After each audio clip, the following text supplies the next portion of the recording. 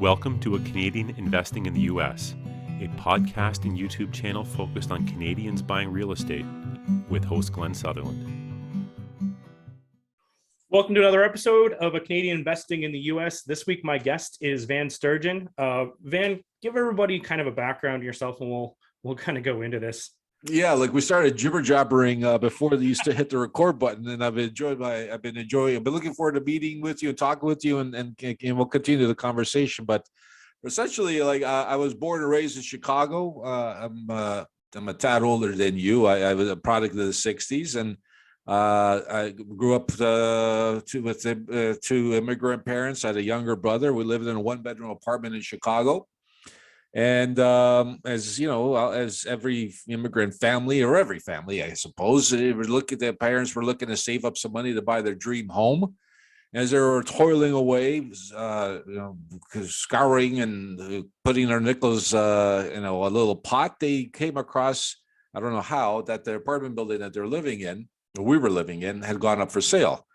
And so instead of buying a dream home, they went in and became landlords. They borrowed and they put down a down payment, and then all of a sudden they're landlords. And this happened in '77 or something like that.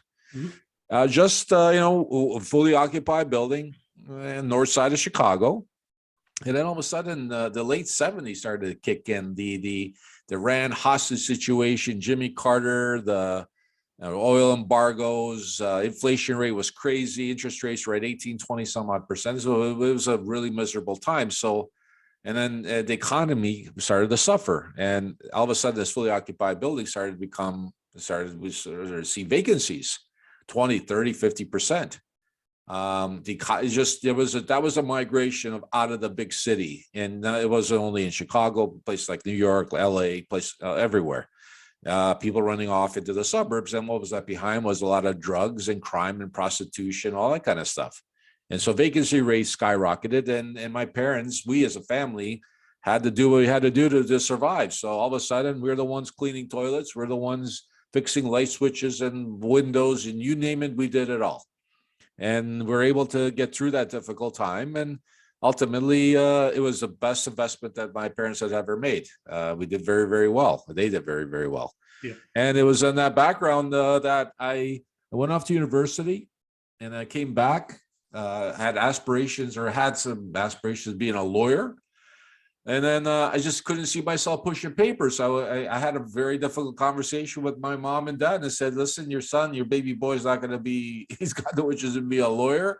I really want to get into the general contracting. I like this whole renovation stuff.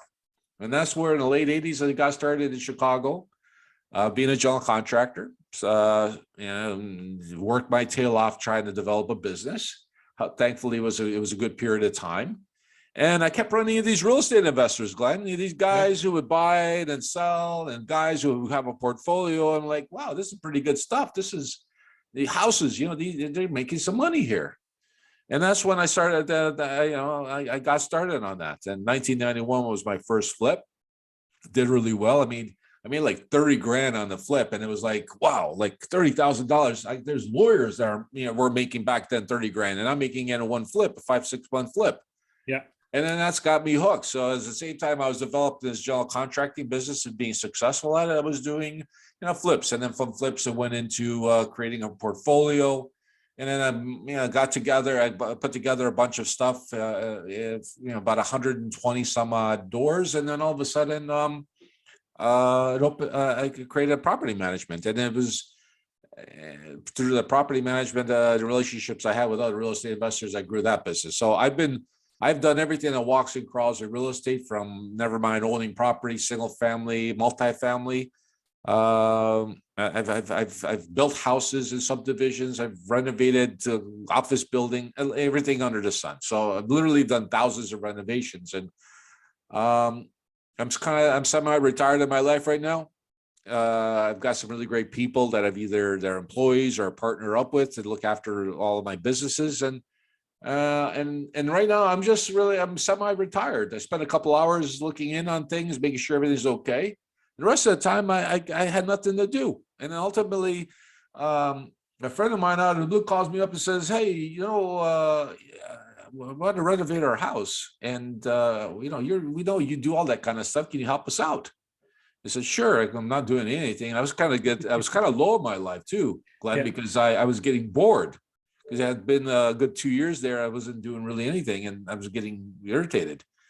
And then I helped these folks out. And then these folks it's a great experience. They had a lot of, they saved money. They were empowered by the whole process. And I'm like, and I felt good about it. I was helping somebody. And then I was talking to a real estate investor friend of mine who happens to be also a coach that helps people. And he's like, yeah, I told him my experience. And he's like, yeah, you'd be surprised at how many people struggle with this. There's so many guys out there floating around talking about, how to flip a house and how to do wholesale and how to do this, that, and the other. But nobody really focuses on that particular component, which is just as important as finding a great deal. Like you could go find a great deal off market, whatever. We could talk about that stuff. But ultimately, all those great deals need to have some type of renovation, some type of value add.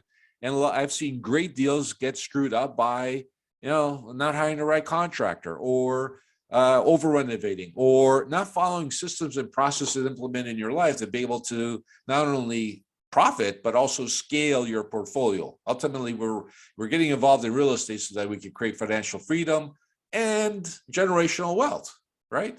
But you need to have those processes and systems in place in life. So that's got me involved in this. I love interacting with people. I love doing these podcasts and talking about my experiences. And hopefully people listening in will be able to learn something from this and apply that to their life. Because I'm really out there trying to help people as much as I can. I'm on a mission. I want to create 1 million millionaires by 2030 in real estate investing. And when we had it, like he mentioned that we were talking before we started this, and one thing I didn't know about Van, just from our quick conversation, that you're sitting in Toronto right now. Whenever I'd heard about you and I heard you on other shows, I always heard Chicago, and I just assumed you were an American.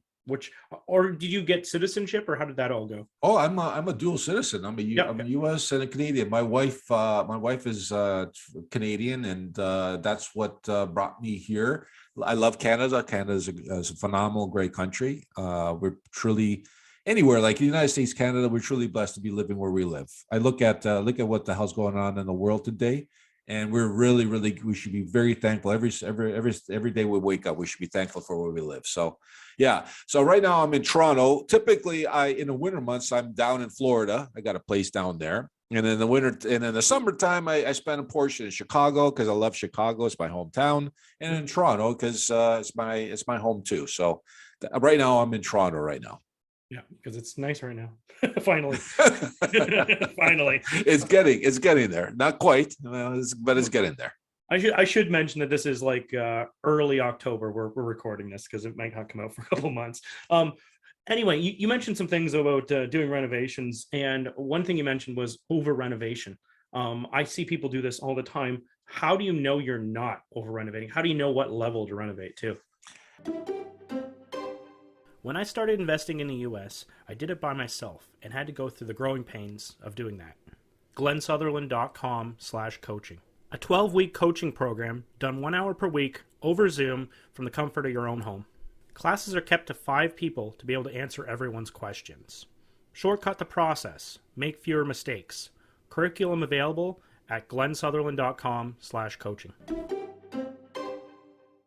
Really, like when the things that I start, what I strongly suggest with people is that they once they need to establish a goal.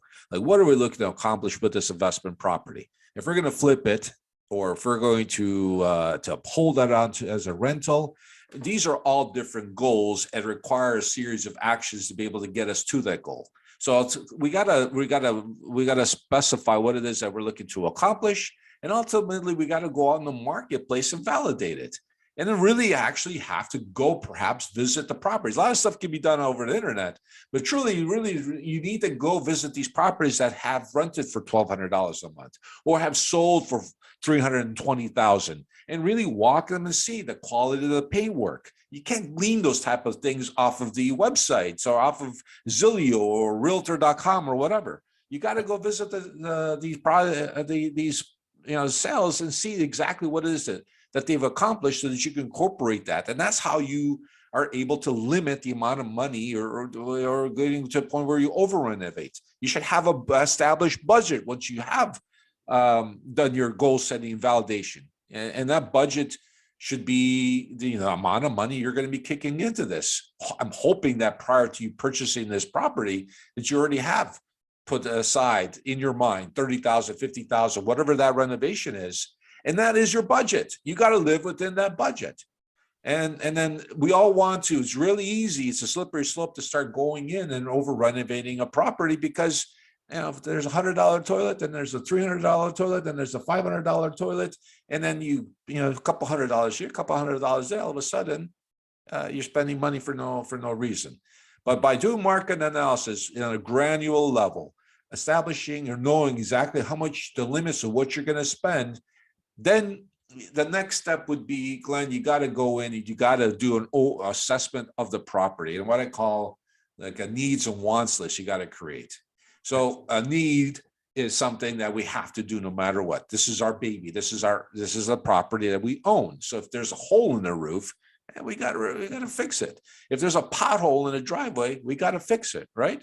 Yeah. But do the windows need to be replaced?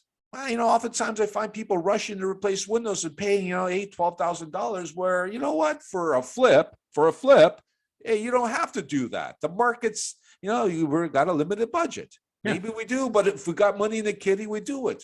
But if we don't spend money because it's really easy to start spending money. And yes, windows will add value. I gotta tell you something, that $8,000 to $12,000 I spend on windows, I could take that money, I can dress up if this is a flip or something like that, a rental. I can redirect that money where that the person who walks in, who's looking to purchase it or looking to rent that property, is going to be happy or overwhelmed with what other things you've done versus replacing the windows. You know what I mean? So you got to really, and that's where folks, I guess, new real estate investors who want to get in this action have got to have some experience or somebody to guide them through making sure that they don't get into things that they shouldn't be. So again, you create a needs and wants list, and the hope is that list, once you've compiled all these things on the needs side that you have to do, and then the want side, you'll be able to use the budget number that you've established to address for sure the stuff on the needs, and then you go through the wants and you pick the ones that will deliver the highest ROI. And then again, it comes back with to experience. And I know, Glenn, there's an old saying that a real estate agent told me maybe 20 some odd years ago. She said, Van, you can't sell the steak without the sizzle. And what that means to me is whenever I look at a property, on a conscious and subconscious level, you got to make that place, you got to invite that person in and really feel that they want to buy it or rent it. And so I start with the aesthetics, man. I start with the landscaping. I start with painting the front door and the garage door, dressing out the exterior of the property so that, you shovel the snow off the driveway, or you plant some trees, you make the place, sprinkle some you pay for some new sod. You dress up the exterior of the property so that when you have somebody who's looking to rent or looking to buy the place, you get the biggest bang for your buck. There's a little trick like the driveway, the asphalt driveway. I for a couple $100, you coat it with a black topping on it, like the coating and stuff on it. Airport grade stuff, yeah. All of a sudden, that gray, dreary driveway turns into looks like it's brand new. Yeah. And I've done this with countless times, and I've seen the reactions of people when they drive up and they walk on this newly coated driveway. They think it's brand new because people just don't know. Yeah. And then they look at the landscaping, they look at the freshly painted window, the doors, no garage, and all of a sudden the place looks a lot better. All of a sudden it adds, and I've only spent $1,000, $2,000, and all of a sudden I've raised the value just by virtue of doing those types of things, right? And so those are the types of things that the old dogs like me and you, because we've been through the war, we know. But these young folks, they start blowing their brains out on, $10,000 or $20,000 kitchens and bathrooms and stuff like that. So whoa, hold on. We don't have that kind of money in the budget. I always like to leave a little bit of money on the table when I do a flip, as an example. So if the going market rate is like $200,000 on a flip, let's say totally decked out, I don't mind selling it for $190,000 because everybody wants to feel like they get a deal. And I'm Yep. much rather get in and get out on a deal, a lot quicker like that, and maybe leave a little bit of money on the table versus me holding on to property, trying to demand top dollar. Again, it comes back to experience. Yep. So, And you just mentioned the 10K kitchen. Maybe touch on the thing like when you're doing renovations, you kept talking about doing rentals and doing flips, right? How are your renovations different between doing a rental and a flip?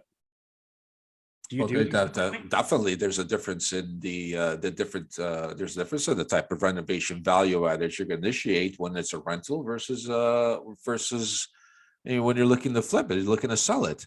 I'll give you an example, appliances. If you're just a rental, do you really are going to get into things like stainless steel appliances, or are you going to choose something a little bit cheaper, maybe black appliances or go white? Yep. When you're looking at tub surrounds, and you can go do to 12 by 24-inch tile and make it look all dolled up and nice, or you put a liner around it because it's a rental property. Yes, these are some of the things you got to pick and choose those things when you're doing a rental and when you're doing a flip. But you're gonna have to doll up the place more on a flip than you would on a rental. And again, the market will tell you, Glenn, what you need to do. And it comes back to really figuring it out. Every market is different. What happens in Cleveland, Ohio is different than what happens in Tampa versus what happens in San Francisco.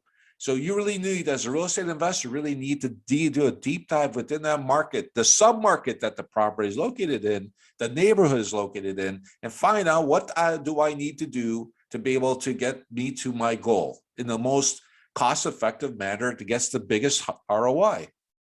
It's pretty simple stuff, but you need to have the experience. You need to have the overcome the fear associated with doing these things. But it's not rocket science over here. But you just got to get the systems and processes implemented in your life to be able to initiate to get you to your goals.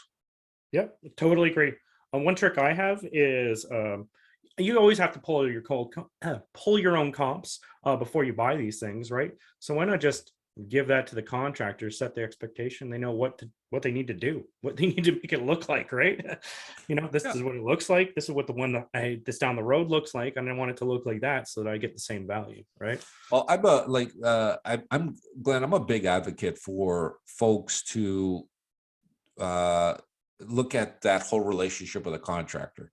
Ultimately, at the end of the day, a contractor is looking to put food on this table and is going to see and do everything that they can to maximize the engagement that they have with you. So I'm a GC, and I know, like, I've done thousands of renovations from single family all the way up to commercial stuff, and trust me, general contractors are looking to profit. And so I like to get into situations where I strongly recommend that folks, when they get to the point where they know exactly what it is that they want to accomplish with this renovation value add, that they create their own scope of work. An actual detailed document that says, hey, this is what I want to see in the, if I'm painting the place, if I'm putting some type of flooring, whatever it is that you're looking to accomplish in that property, you should have that clearly identified as well, not only the specification associated with it, but the process. I want to tell the general contractor or the painter, okay, I want you to make sure that you ensure that the walls are clean. I want you to prime the walls. I want you to put 2 coats of paint. And this is the primer, Benjamin Moore, blah, blah, blah. This is the Sherwin-Williams, blah, blah, blah paint. This is the quality. This is the texture. This is my expectations. Because guess what? If you go into those situations without that and you say, hey, general contractor, can you price this out for me? Price this out for me? Price this out for me? You're going to get quotes that are from, $10,000 all the way up to $50,000. One guy's going to look at it and say, oh, okay, of course, he wants great work. So I'm going to put 2 coats of paint on it, la, la, la. He's going to give you one price. The other guy's going to say, oh, this guy's a cheapskate. He's looking to, he's going to compare me against other guys. So I'm just going to put a coat of paint on it. You know what I mean? You gotta, this is where a lot of the difficulties, a lot of the issues and the bad blood that happens from the client to the general contractor is that there's just a lot of gray area. And also, if you're one to go and rely on a general contractor to create that scope of work, you're asking for trouble because, hey, he's going to, again, ultimately, His goal is to extract as much money as they can out of you. And so you're just letting what I like analogy, I say, you're letting the wolves into the hen house. Yeah. You don't want a guy like me into your hen house. Trust me. You don't want a guy like me in there. I'll take you. I'll take you. So that's why we limit that by creating a nice detailed scope of work. It's a process, and it's difficult, very difficult in the beginning, but it's something that you need to do. And then once you've created it, it's like a boilerplate that you can use for future renovation projects. So every time you put it out to tender and you get a pricing from a couple of GCs, then they just follow that and they make sure that this is what you're getting. You're getting apples to apples comparison to your quote. And then all of a sudden you see the quotes starting to tighten up. They're falling within a range because you're all asking them, you're telling them all the same thing. If I grab one guy and I walk him around the property and say, start pointing at things, and this is what I want, la, la, la, and then I grab the other guy, do you think that there would be some information missing in that interaction? But it won't if I have it on a sheet of paper, clearly specifying exactly what I'm looking to accomplish in that property. So I'm a big proponent of that. And I'll tell you, by virtue of you doing that, you attract people that are professional. Because if I give a document that's detailed like that to a contractor who looks at it and he says, "Oh, this is," they don't want a quote on it. That tells you something. That tells you that this guy is a fly-by-nighter. It scares people away when there's too much detail. But me as a professional general contractor, I love it because I know that I make the most amount of money by doing quick turnaround and projects. Go in there, get the job done, get paid. Go in there, get the job done, get paid. And when I see somebody, a client who knows exactly what they want, I price it out, we agree on the price, and I go in there and bang it out, and I don't have to wait there for them to pick out a color of paint or the flooring or humming and hawing. And if I don't have that, I love that client because just go in there, bang it out, and move on to the next project.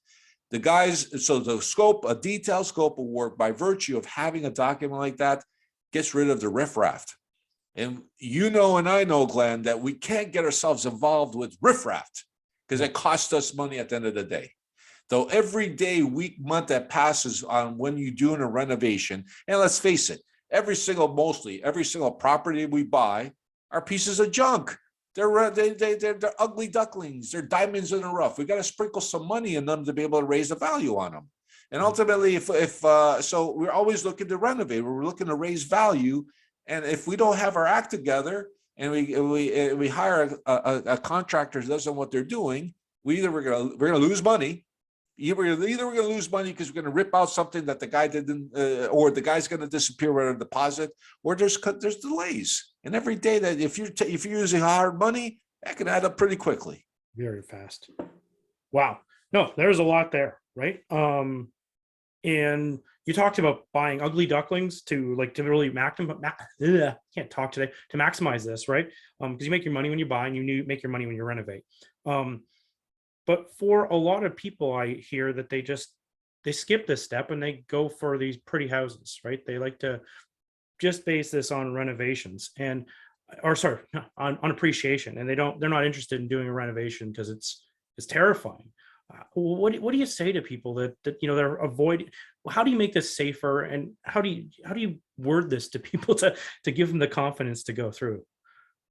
It's ultimately, it is a much longer road for you to take and to get to the point where you have created financial freedom and generational wealth. If you are not going out there acquiring properties and finding great deals. And like I said before, great deals typically require some type of a value add, some type of a renovation. And so if you buy a property that's all dialed up, your margins to be able to purchase it and pull the equity out and go buy another one is greatly diminished. In fact, that outright you don't have. It's just an interest. It's just an interest play. Meaning, instead of putting my bank in a mutual fund or putting my money in a bank account generating X amount in interest, I just purchased a real estate property that's being rented and is generating whatever percentage, 6%, 8%. And if you're okay with that, I guess go ahead. But the problem with that approach is that it's going to take you so much longer to create the income the passive income that you need out of that investment to be able to say, to be able to move away from your day-to-day job. Right. And ultimately, I think my thoughts are that people want to get involved in real estate investing for the long game, the long haul, where ultimately it's going to create enough passive income in their life to be able to walk away from their job, to have a very, very comfortable retirement, to have something that they pass on to their, to the future generations of their family. And it's awfully difficult for you to do that if you're paying top dollar for property that's already rented, it's already dialed up, and then you're expecting that you're going to be cash flowing. And I don't see the value in that. There are people out there who are doing that, but I mean, you can go into these real estate investment trusts, and there's syndicators out there that are doing it. And I mean, you'd probably be better off just doing that versus taking this approach that you and I are advocating. You and I are advocating. If it's done properly, I mean, you're banging out 20%, man. Where are you going to find? Where the heck are you going to find that kind of return on investment? Or if you're really good, infinite returns. That's the right number. That's the right number. That damn straight. So if it is at the very minimum, if I can pull out a 20-some-odd% return on the investment, that's pretty sweet. Considering with the turmoils going on in the world, stock market going up and sometimes going down, all that kind of stuff. Might as well just throw a bullseye at the dart thing, whatever, with the stock market. I can never understand it. Yeah. But with real estate, man, you can set it up if you know what you're doing. Again, it requires some experience, maybe some help outside. People have done it, but to get to the point where you're able to create investment vehicles that are generating, you buy it, you pull all your money out or most of it out, and all of a sudden you're generating infinite returns. God, that's nothing better than that, man. Yeah. One tip I had too is whenever I started, and I basically, I thought of it like I partner with the bank. You partner with a fix and flip loan or something like that. And you know what? They have more risk in this game than you. And they're going to make sure that you're not doing stuff wrong. And it's a great way to learn. And then you're going to see all the checks and balances that they have in place to make sure you don't lose money, because they have more mony in this than you do. Right? You're absolutely right. You're absolutely right.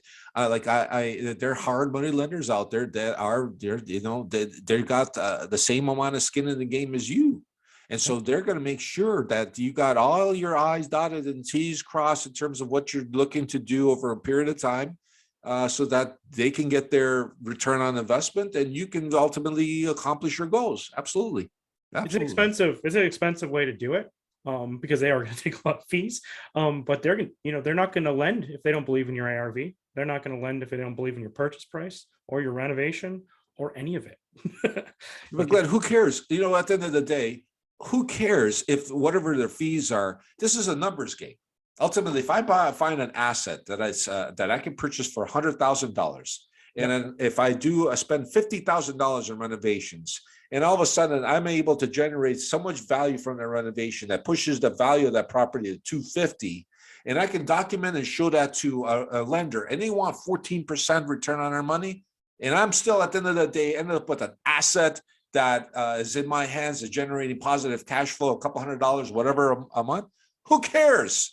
Okay. See, oftentimes I find people, they're humming and sitting on that fence. The real estate market is going to collapse. It's going to fall. And blah, blah, blah. I said, listen, I'm buying properties off market at 30% discounts. And I look at 10 to 20 deals every single day because the relationships I have in the markets, because I've been there for a while and I've created relationships from real estate agents, wholesalers, brokers, mortgage brokers, property managers. And so I'm buying at a discount. Like I'm going to the supermarket, I'm going to the clearance aisle. And so why do I care if the market is going to go down 10, 20%? I'm ahead of the game. Yep.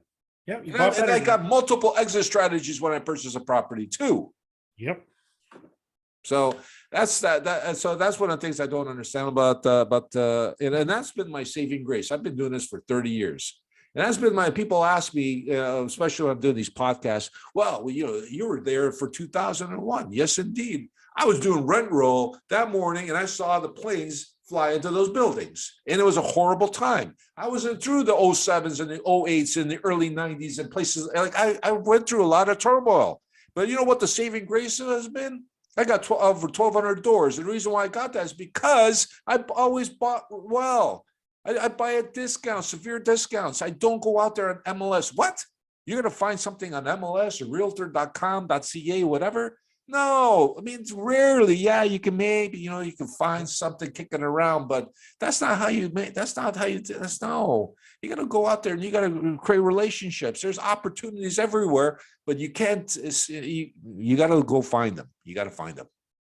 I love this. I am on the same page. Absolutely. I know that. Off market. Yeah. Finding these things, direct to seller through wholesalers, whatever works. Find fewer eyes on this property, the better deal it is. Van, I'm trying to keep these episodes around 30 minutes. So, we might have to have you back in like a year to do this again. But because this was a good one. I wrote so many notes down. Very good stuff. Van, tell us a bit about your business, what you do, and then we'll wrap this thing up. Right now, like I said, I'm somewhat retired and really enjoy engaging people. I want to get the word out on the whole renovation component, and folks who are interested in getting into real estate and are struggling with that. I do these podcasts talking about it. I've got a website, it's vansturgeon.com, that you can go. There's a lot of great resources and that you can download and use in your developing the systems and process you need to be able to become a successful real estate investor. There's a reason why 90% of the world's multi-millionaire billionaires out there are involved in real estate. Real estate is the action. That's where you need to be at in order to create that financial freedom and generational wealth for your family. And so you can reach out to me through social media, through my website, if you got any questions. And it's a real pleasure to talk to you, Glenn, and I look forward to be able to do this again. I appreciate that. Thank you for coming on the show. This was a good one, and this is one of the ones I think I'm definitely going to point a lot of people to. There's a lot of value in it. Thank you. Thank you, sir.